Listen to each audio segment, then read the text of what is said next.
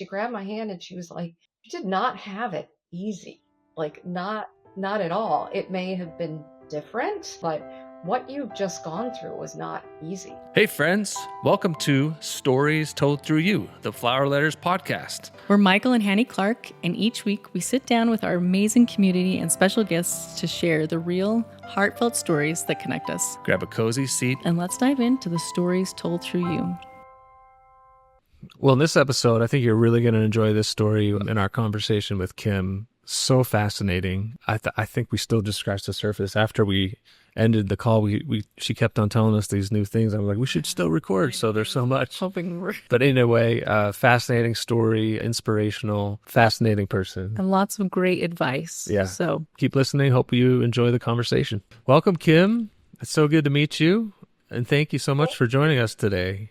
It's a thrill to meet you both. We're really grateful for people being willing to come and tell us their story. Yeah, when we put out the request for, people to come share their stories, we've had a lot of responses. And so we're excited to hear about you and your story, some of your background. But maybe before we get into that, tell us a little bit about yourself. And I am originally from Western New York, near the Buffalo area.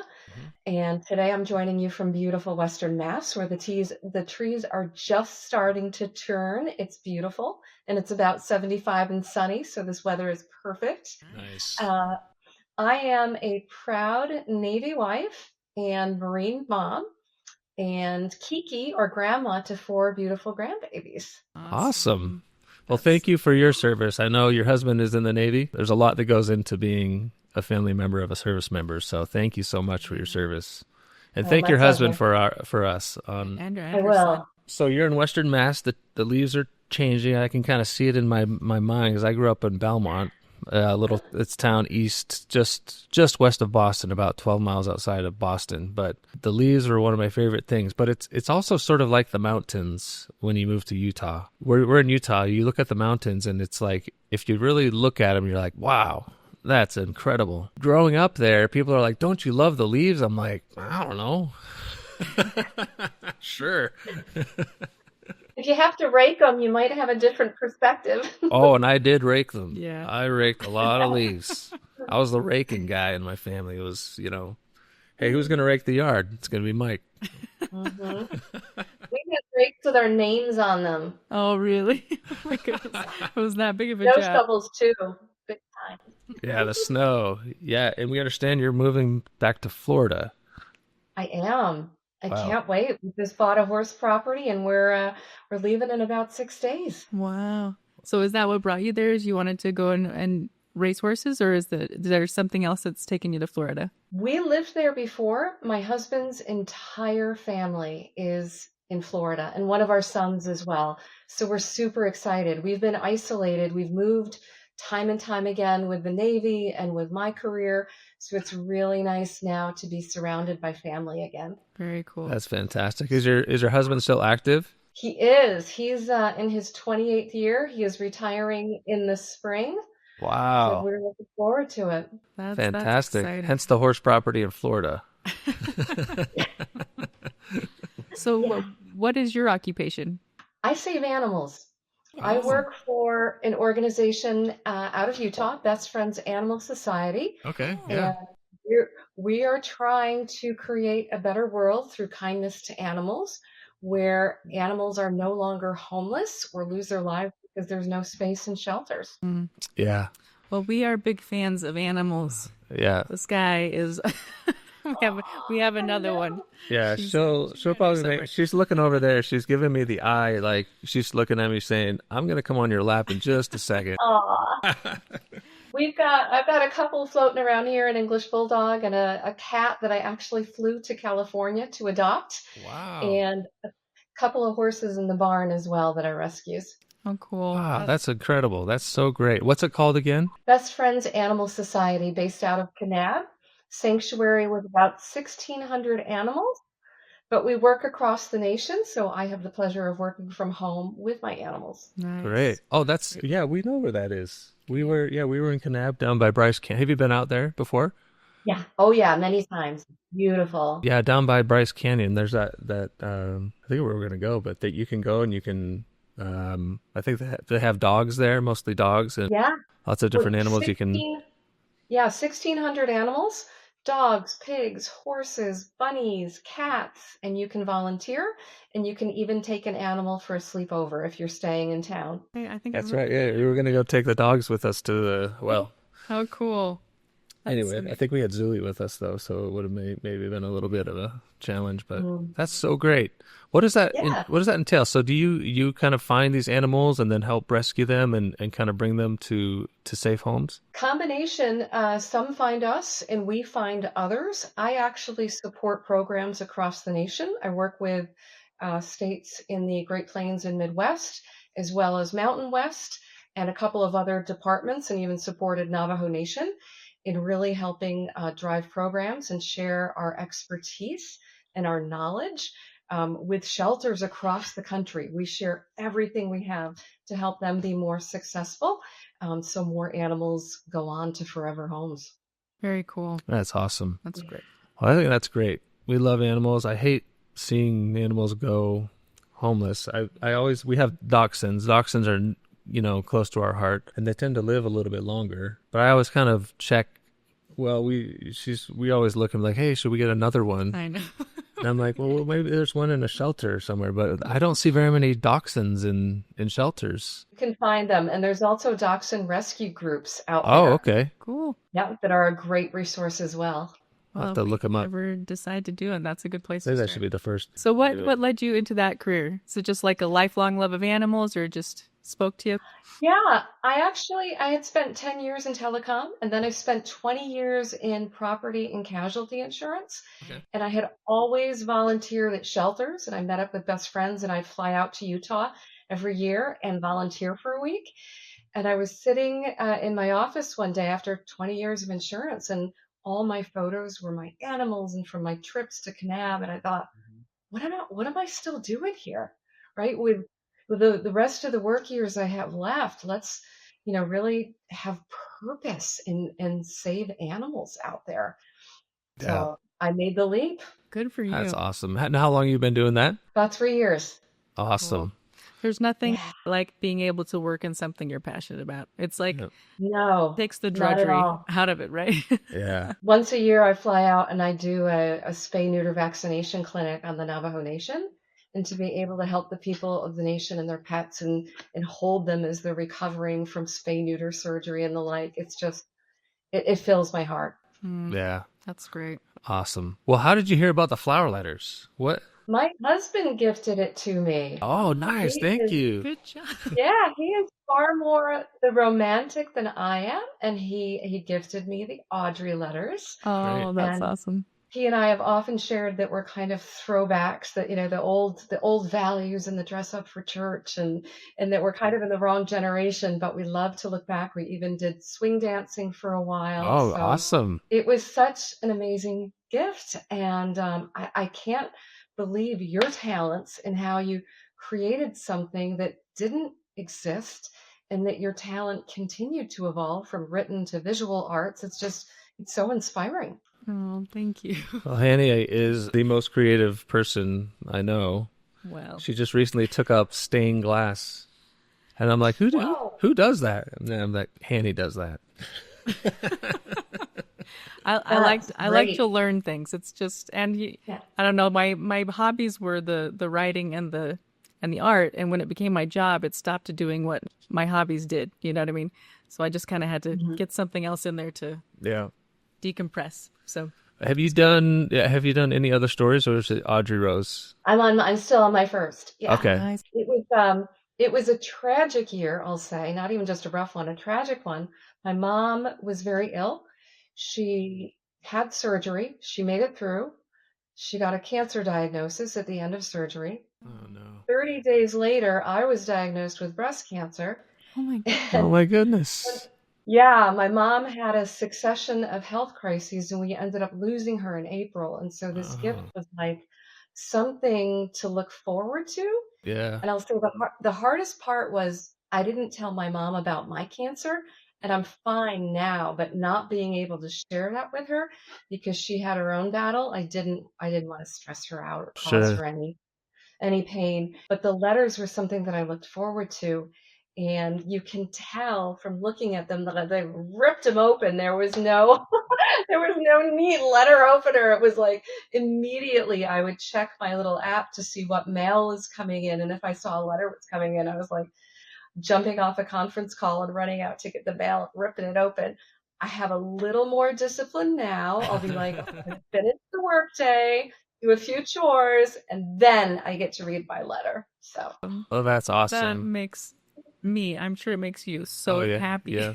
It not does. not the diagnosis stuff, but like that oh no, it did something to help relieve it even just a little way. That's so you're yes, all good now. You I am good. I Good. am good. good. I sailed through and just kept going. Oh, that's so Good. good. Good for you. That's good to hear. Yeah, we'd love to hear that. I think we told this we didn't. I didn't realize that that would be something that an impact that we would have. But we hear these stories quite a bit, and it brings joy to our hearts Yeah, to hear that. So definitely makes it thank you for sharing that. a lot more. Speaking of meaningful jobs, it makes it a lot more meaningful when you Yeah. hear stories like that. So thanks, yeah, thanks so much for sharing that. And I'm so sorry to hear about your mom. That is a hard year for you. Yeah. Yeah. Sometimes things just happen in multiples. Yeah. It's unfortunate, but such is life. I think Yeah, exactly. we all need something to get us out of the day to day, and so we're glad that the flower letters could do that for you. So thank you. The next story we'd recommend, since you've been to Kanab, Oh, is Lily Clara. So Oh, okay. Lily Clara, it actually takes place in Utah, a town called Frisco. but he makes the hero makes a journey that goes around down by Kanab, so it's kind of fun. Oh, I can't wait. Yep. So it's a great one. So we understand that you and your husband wrote letters to each other. So tell maybe a little bit about that, the background, where he was and what you were doing, and what kind of prompted you to write letters to each other. Yeah, he deployed to Afghanistan. He was overseas for 8 months. He's a naval officer and he works in intelligence. And he was actually embedded in the army while he was there. And he started writing letters. And I have a small stack of them here. Awesome. Wow, oh, that's so awesome. it, it was a little surprising. He actually wrote more than one in a day at times. Wow. Yeah. Yeah. Yeah. Sometimes he'd start them and then he'd go for a couple of days and come back to it. But if you think about it, given the nature of his work, he couldn't tell me anything about the work that he was doing. And Oh man. he kind of made up a story about what he was doing over there so I wouldn't worry. He was actually flying missions with the army, which I didn't know about until after he returned. But these letters just turned into something that I never even dreamed of. We were fortunate to get to talk almost every day, and I'm so grateful to the USO who made that available for him. But I think when you're having conversations, even if he's deployed or if he's, if you come home from work and you talk to your spouse, you get into those regular cadences, right? Like, how are you? How was your day? What went well? What didn't go well? What do you want for dinner? There's some like almost an invisible barrier that comes down through written communication that doesn't get expressed orally on phone calls. And he would start sharing things with me that I was like, I had no idea you felt that way. Like, wow. I mean, he would go back and talk about dates and the morning of our wedding, and I was just like, who is this person? And we would share these really sweet things that we never said to one another, and it was really unbelievable. Wow. Wow, that's so How great. how long had you been married by the time he left? 10 years by the time he left, together 16. And he even wrote in the letter how it was so important to him to write, that that was like a long lost art and that he was going to keep doing it, and how much seeing his name on the mail board made his day and changed his day when he was over there, because everything was so, it was like Groundhog Day over and over. But when he saw his name on the mail board, it was like, this was going to be a good day. Oh, that's awesome. That's incredible. That really is. I think that there is like totally so much truth to that barrier coming down. I know, like, for me, whenever I really want to tell somebody what I really feel and think, it has to be in a letter because I'm not great with like spoken words, but that there's something about just being able to like sit down and really think through it in a way that you just can't when you're like, just spewing out words. Yeah. Do you know what I mean? But how priceless to have that in your continued courtship, I guess. We continue courting while we're married, don't we? So Yeah. that is how precious. How long was he deployed? He was gone 8 months. He was gone several months before then. He had to hopscotch around the country to do preparation training. Yeah. So he was gone the better part of a year. So for that whole year, did he just write you when he got to Afghanistan and you did that back and forth for 8 months? He started a little bit before he went. We started this habit of, he sent a few cards from bases that he was training at. When I was sharing, that I submitted this, he was like, "Do you still have those letters?" And I said, "Do I have them? They're in the safe." Like, that's how much they mean to me. They're in the safe. I had to get them out of the safe. Wow. So we started with the written correspondence, and I think I sent him close to 30 care packages. Ah. And I still have it. I kept an Excel sheet where I could see every item that had been sent and when, because I didn't want to repeat. I wanted everyone to be a little bit different for him. Oh, that's awesome. Are these letters that you feel comfortable sharing with like your children? Yeah, I think I would. Yeah. Absolutely. I haven't yet, but I think we would. This would be a beautiful legacy to leave to them. Oh, that would be incredible. Yeah, I think just thinking about, the old letters, we find letters at these thrift shops and, Yeah. You read, they're just random. And we're kind of like, we wish that their posterity had these, Yeah, for sure. because there's so much you can learn about them. And did you handwrite them? Were they handwritten, all handwritten? Oh, Okay. that's so awesome. Yeah. I love that. And there's even one of his letters, he talks about one of the chiefs that he was working with over there. And he went off on kind of a tangent. He was like, "Can you believe he has never written his family once? Not even once. He talks to them, but I can't believe it. I'm so disappointed. Like, it would be so special for his wife and his children to get letters from him." Well, my guess is that most of the communication these days is not handwritten. It's text or typed, but I'm not very good at writing. Like, I have not very good handwriting. Like, sometimes I wrote in all caps and, people read, "Are you shouting at me?" No, I don't know how to do it. But I love it because it's his. Yeah, but you can see, there's so much more character in the handwriting. Mm-hmm. There's almost another layer to Yeah. to it when you see the handwriting. You can sort of tell they're writing something, and maybe they're writing something a little bit more deep, and it changes. There's like a whole tone to the handwriting. Sorry, I'm going into the whole handwriting analysis, but It's great. I just think there's a different level, and the best word I think is intimacy in the letters, where it's like a very personal thing you're sharing, and because you think about the psychology of it, you're taking the time and the energy instead of just typing. You're actually creating, and it's something that's one of a kind. Yeah. And you can't replicate it. You allow yourself to be very vulnerable when you're writing and courageous because you're sharing things that you haven't done so previously, and that's so special. Yeah. Did your husband keep all of your letters as well so that you can put them together in like a thing for your kids? I asked. I didn't quite get an answer, so I'm hoping that they turn up one day. I would not be surprised at all if they're in one of his trunks that he brought back from Afghanistan. Yeah. Well, hopefully. We'll cross our fingers for you guys because that is such an awesome legacy. What would you say, what was the impact on your relationship as a husband and wife that the letter, you could maybe tie directly to the letters? I know he's gone for 8 months. That's a long time to be apart. What did it do for your relationship just to do that? Connected. I mean, to share those feelings was like, wow, like kind of cement that love that was there.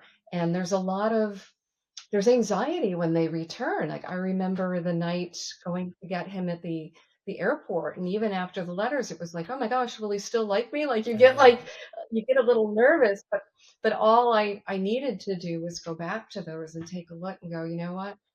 We're going to be fine. We've both we've both changed, but that's okay. I mean, that's life. But the foundation and the memories and the feelings are so strong. Like when they say that, like in a house, when the bones are good, right? Like the house can kind of waver in the wind, but it's going to be fine. And Yeah, that really was telling the tale of how we were going to go the distance. That's so awesome. that's great. I There, think there's some marriage advice in there. I think. totally. Yeah, If you're yeah. if you're wondering about things, start writing letters. Start writing letters. It's true. I'm going to ask for one for Christmas. There you go. Those are the best ones. It's like a Yeah. piece of themselves. She just asked me for one for Christmas. I Just right there, that look. I'm getting a letter for Christmas. She said, "Oh, those are the best ones." She wanted this. You didn't see Seen it. that face You before. didn't. Nobody saw it but me. Nobody saw that face but me. But I saw it. It was like, oh, I gotta write her a letter. So thank you for that. Yeah, absolutely. Well, it sounds like the letters kind of helped you. You know, you grew and you changed, but the letters kind of helped you change together. You know, in a way that, like, Mhm. I mean, we're always changing and we're always growing, no matter if we're together or not. But that like deliberateness in writing the letters is what, and we do it in our marriages. I think just, you know, doing those deliberate things that keep us, even though we're growing in our own ways, we're still like kind of growing alongside each other Mhm. and staying bonded. So that's really great. I think it helped him too to talk a lot about what he looked forward to because his reality was so harsh. Thinking about what could we do? What would it mean to be home? And activities that we could share. And I always say my marital advice now after almost 26 years is, you know, it comes down to three things. Number one, you've got to decide to stay because there are good days and there are bad. And there are days that I'm sure both of us were like, if I could just get out of here for a minute, right? But you have to decide to stay. And number two, you have to do something, grow. We've always had something where we had fun together. We'd go sailing or we'd ride our horses, like it was ours. We always had something to do together. And thirdly, I'd always say is respect each other's differences and give each other space to enjoy those different things. Yeah. Well, Yeah. that's all great advice. Really Yeah, great. I think the activities when we're trying to find that one thing. Well, we do walks a lot, Oh yeah, we walk a lot. which is, That's good. it's not And exciting. it should change That's too. good. It's okay if it changes. Hobbies, things that you want to do change. So that's good. But as long as it's together. Sure. Yeah. Well, I think that this is such an interesting story for your story. Like so often, you know, we, from a military standpoint of being an outsider, I mean, I had grandparents that were in the military, but I don't have anybody like right close to me to have experienced what you've experienced. But it's so insightful to hear your perspective of that and kind of his riding home and talking about the things he had to look forward to and those sorts of things. It's really insightful for us that haven't been close to somebody serving to really appreciate more so in a more like close up way what they are experiencing over there. And I mean, we can imagine and stuff, but like to hear the need for that connection to home and that need to look forward to something because of the intensity and everything that they're not able to talk about a lot of times because of the nature of it. But Yeah. that's I think it's good to be reminded of that more like personal aspect of what each individual soldier, each individual Yeah. person serving our country is going through and appreciate it a little bit deeper, if you know what I mean. Yeah. So This may be a question for your husband, but did he ever say, or do you feel like the letter writing helped his adjustment coming back home? Or was it still kind of a challenge to kind of adjust to the States and not being in Afghanistan and going through the, you know, the harrowing nature of war? I think oddly enough, there was a part of him that missed it because they were saving lives. Right. And then to come home and do his what was a telecom job at the time was just, you know, didn't measure up to the work that he was doing there. And as difficult as it was, he would do it again. So they're just incredible. Can only imagine what it would be like. I mean, the day in and day out for you. We know when they're there, their life is on the line every day. How did you maintain perspective and get through that? Two things. I didn't watch the news much. I just didn't. I didn't want to see something and then my imagination goes off or something to that effect, or Right. and it was filling every possible minute. I was running an office with 70 plus employees at the time. Our son was in high school, getting him through his senior year, and my husband and I had started our master's degrees together. Oh. That was that was our Monday night date night before he before he left. He said, I'll finish up when I get home, but you keep going. I was like, nah, I'll finish up. We'll finish together. I'll pick it back up when you get home. And he's like, stay the course, keep going. So running the office, raising our son, and being in grad school full time, it was just, I don't know how I did it looking back now. It was busy to the point of exhaustion. I remember the nights were hard. That was the hardest part. I slept with our bulldog, Bogart Oglethorpe, Bogey Ogie. My husband would say, get that dog out of the bed. I said, if your number one complaint is that your wife is sleeping with a dog for a year, I'm like, Not too bad, right? you really need to zip it. Yeah. Wow. Oh, that's awesome. So it's keeping busy and not watching the news. Great advice. I think it's great advice for any time. I do too.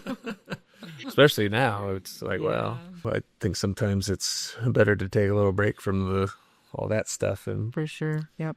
Absolutely. stay busy, I think, keeps our head straight. So thank you. Thank you for sharing that. I know it must be hard, but I have some questions that are a little bit more general, and maybe they'll kind of like open the door to some more aspects of your story that are, that maybe you're just haven't thought of. What's the hardest decision you ever had to make, and what came of it? Oh my gosh, that's a toughie. it is a hard one. I'm trying to think of mine. I'm like, No, me too. Or one of the hardest, because I'm sure you, like all of us, had to make several hard decisions. But Not to be redundant, but maybe not telling my mom about my cancer diagnosis. That was really tough. Yeah. because that's like a time you'd need your mom. yeah, Exactly. Yeah, I in fact didn't tell many people at all because of the fear that it would get back to her.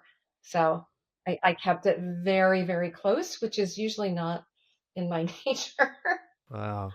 but what a selfless choice know, to make. yeah. It's really admirable. Very, very It difficult, is. but very admirable. What do you think, like, in you, how do you feel like that helped you kind of grow in one way or another? I was really sad not to have her support. Yeah, I didn't regret it. I still think it was the right decision, but boy, there's nobody that can draw you in and really give you that kind of love that everything's going to be okay other than your mom, right? So it doesn't matter if you're 3, 30, or 50. Like mom is mom. But I still think it was the right decision because she had her own battle, and I think that would have taken away from her strength to fight her own battle. Do you feel like the way you went through it, do you see kind of like a growth in you that happened that because of that decision? I didn't know I was that strong. Honestly, I told everyone after surgery and radiation, I was wrapping things up with the radiation crew, and I said I had it easy. And they were like, what? And I said, no, I didn't. I'm so very fortunate. I didn't have to go through chemo or anything. And she grabbed my hand and she was like, you did not have it easy. Like not at all. It may have been different. And yes, chemo was pretty darn terrible, but what you've just gone through was not easy. And I'm like, well, I had to get through it because I had to get better to take care of my mom. So I guess to find that strength. And I often wonder where that came from. And my friends will go, my mom's nickname was Hurricane Judy. She was a force of nature. And they're like, it's the hurricane coming through. So her, Passed it So on. that her was legacy. that was a tough one. And my husband was in the Marine Corps when he was young. He got out. After we got married, he went back into the Navy. And that was terrifying. It was right after 9/11. So I was not happy. I was scared. And to find the fortitude to not only say, okay, this is what it's going to be, but also to like embrace that and become, a strong military wife. And I even at one point was an ombudsman, and I mentored other military wives and ended up going to the White House to advocate for military spouses, like to make that transition. That was probably another really, really tough one. Wow. Wow, that's incredible. That really is. I think you'd be a great mentor. by the For way. sure, absolutely. I'm being mentored right now by you. I know. And I'm not even in the military. I need to be tougher. That's amazing. What was it like going to the White House? What was the... Surreal. It was surreal. I actually missed the closing of the Massachusetts House because I was at the White House, which was fun to say. A couple of things that stood out was how beautiful the executive offices were. And I kept thinking, this may sound strange, but you can do some really great wedding photos here. Gorgeous. And they had breakfast, and one thing was like, who put tuna sandwiches on the breakfast menu? That's just odd to me. And the other two things that stuck out were everyone wears black. I was like, I didn't get the memo. I wore a beautiful tweed suit. I was like, yeah, I like my suit. And some of the staffers that were at the table playing facilitators, the one at our table looked incredibly bored. And then at the end, they had to get up and do an overview of what they heard and ideas and recommendations from our group. And I was like, I wonder what he's going to say, because I'm not even sure he was listening today. But he did the most articulate overview. I was like, whoa, that's impressive. Yeah, it was quite an amazing experience. Very grateful for it. I can imagine. So when we go to the White House, I don't know why we go. It's like, know something that Rare colors. Yeah, Where's it was others? You kind of stand out. depressing. I'm like, what's okay? Your choice. I'm in my tweed. I like it. What year was that? What year were you at? Did you go? 2019. Oh, okay.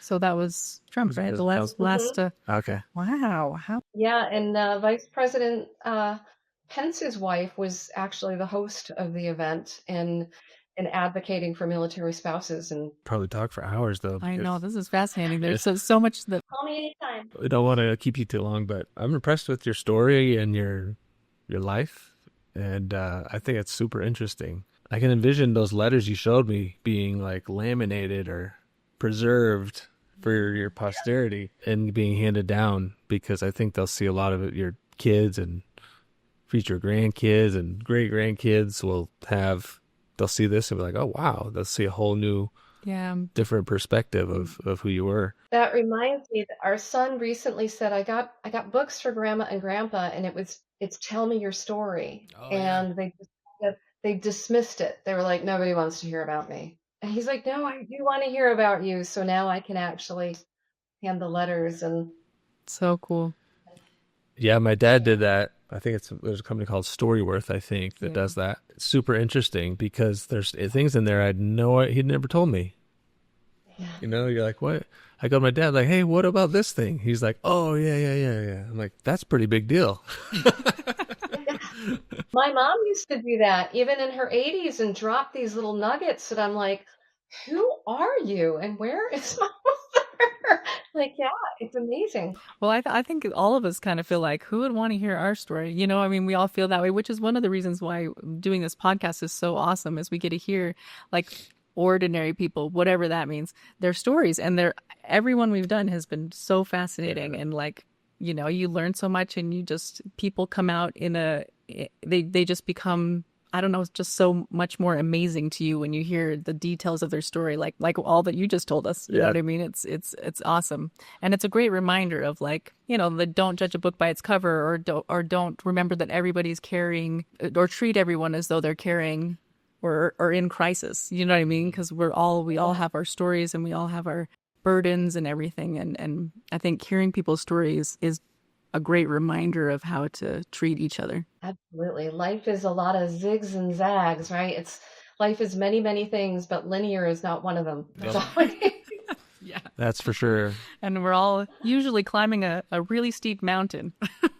Well, but I had an interesting experience, it's always sad to hear people who thinks their story or life doesn't matter, because like we said, I think everybody, when you start talking to somebody, their stories are fascinating. Mm-hmm. And they may think it's like, oh yeah, I did that one thing. Like, you went to the White House. That's cool. Wow. Like, that's an awesome thing. And that we probably would never have heard about unless you brought it up and told us. But I was at a doctor's appointment, and I remember seeing This lady that was checking me in. She had a Post-it note that was taped down on her desk, and it said, "Your story matters." And I Oh, was like, "It does. It does matter. Stories are. I think they're the fabric of life. Everything has a story." Like I was talking to Hannah, like everything has a story. This microphone has a story. It was created. There's a beginning, and it's in the middle right now. We don't know the end of the microphone, but it's there. think about all that it's heard. That's right. I Yeah, know. helping tell lots of stories. Everyone has a story, and they're interesting because more often than not, I think what is the connection is the human emotion that is in everybody's story. I think everybody's story we all feel love, we all feel fear, we all feel, excitement and joy and sadness. And when we hear those things, we connect. Yeah. It's like, you feel joy too? Me too. You felt fear too? I can totally see you feeling fearful about that. And that's how we connect. And that's how I think we understand each other. And so Yeah. the more we share our stories, that's one of the things about this podcast is I think the more we can hear these stories and more people share, I think the more connected we'll be and united I think we can become, because put everything aside, we're all humans. We all have these human emotions. And that's what humanity, that's what connects us, and Yeah. I think will help us. And we all, I think, want the same things. We just maybe have different ways of getting them. Yeah. But I do have one last question for you that I would love to hear your answer of. And I'm going to preface it a little bit with, so when we were, our family, well, when everybody was going through the pandemic, because it wasn't just us, but like for me, one of the ways that I kind of found comfort and like the strength to kind of, because our kids have pretty severe food allergies and kind of some health things. And so I like it put an extra level of stress on it a little bit for me, just of like, how am I going to keep my family safe from this thing that we don't know anything about, And one thing that I found so much comfort in was going back and reading my great grandparents' experience of going through the Spanish influenza, and just kind of like hearing their story of how they got through it and what their experience was, and just like seeing who they became and knowing, okay, they went through this and they came out of it and they became these people in my life that were so influential, and their story is continuing to affect me today. So for you, what I would like to ask is, when you tell your story to the next generation, what lesson do you hope that they take from your life and your story? Story of resilience. Life's, again, it's a lot of things, but it's certainly not always easy. And to keep going and to be able to find, instead of the triggers, the glimmers, to find the pieces of joy that keep you moving forward. And there were days that I just felt like I was on autopilot. And one of my friends said to me, "But that's still moving forward." I was like, "Hey, yeah, it is." Okay. All right, that's okay. I'll take it until I can find that joy again. So I would say, like, resilience and grit, being able to dig in and go, it's a day, going to get through it, and things going to find joy again. I think to just draw one another close and enjoy being with one another. My husband and I we sat down one day and figured it out. We have spent several years of our marriage apart because of his naval career and also because of my career, and just to enjoy the time that you have, and draw those people in that you love, and make sure that they're a priority. That's a great legacy. For sure. Yeah, I love all of it, but I also love the like autopilot is moving forward. That is a really great reminder. I gotta wake up. Okay. I don't want to get out of bed. But we are Okay. moving forward. You gotta brush your teeth. I don't want to, but I'm gonna brush my teeth. It's just what I do. Gonna eat? Am I gonna eat today? You still did it until you can find that inertia again. For sure. Yeah, it always comes. Sometimes the best part of your day is going to bed. And that too is moving forward. Yeah, I just gotta go to bed. Tomorrow's a new day. Unless you can't sleep, then that's I have that problem. But anyway, awesome. Well, Kim, thank you so much. This has been fantastic. It's been great to get to know you a little bit more. Thank you for sharing your story and being willing to share it. Is there anything else you'd like to share? I can't think of anything. It was a pleasure to meet you both. I thank you for what you brought into my life. Absolute joy. And I can't wait to see the next twists and turns and story. Doing what you're doing. and enjoy your day. Thank you for having me. Thank you so much. It was so good to get to hear your story and get to know you a little bit better. It's awesome. Thank you both. Thank you for listening to Stories Told Through You, the Flower Letters podcast. Got a true story you'd like to share? Email us at podcast@theflowerletters.com. If you're new here, welcome. To learn more about us, head over to theflowerletters.com. If you enjoyed this episode, please subscribe and help us spread these inspiring true stories. Until next time.